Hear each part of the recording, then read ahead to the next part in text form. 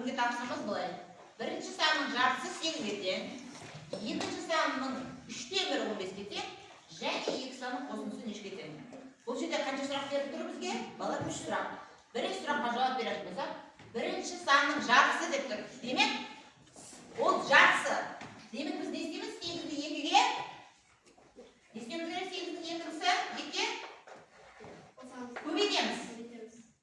Болмаса 8-бен 8-ді қоссақ та. Болмаса 8-бен 8-ді қосындысы десек те болады. Демек, жартысы дегенде 2-8. 8-де 2 болмаса 8-бен 8-ді қосындысы бала нешеге тең? 16-ға тең. Ал бірінші сұраққа жауап берді. Екінші сұрақ. Екінші санның 3/1 15-ге тең. Демек, бұл 15-ті не істеуіміз керек біз? 3-ге көбейтуіміз керек. Немесе 15-ті біз бір-біріне 3 рет қосамыз.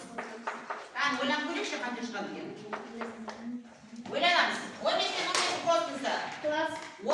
30-ға және 15-ті қосатын болса 45. Ал бізде үшінші сұрақ қандай сұрағымыз? Екі санның қосындысы. Демек, бірінші сан нешеге тең болды? 16-ға, екіншісі 45-ке.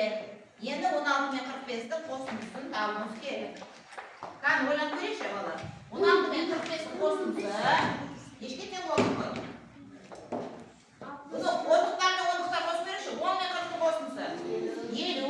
6 мен 5-ті қосындысы 11. 50-ге 11-дің қосындысы 61. Демек, бұл жерде біздің сұрағымыз екі санның қосындысы нешеге теңге? 61.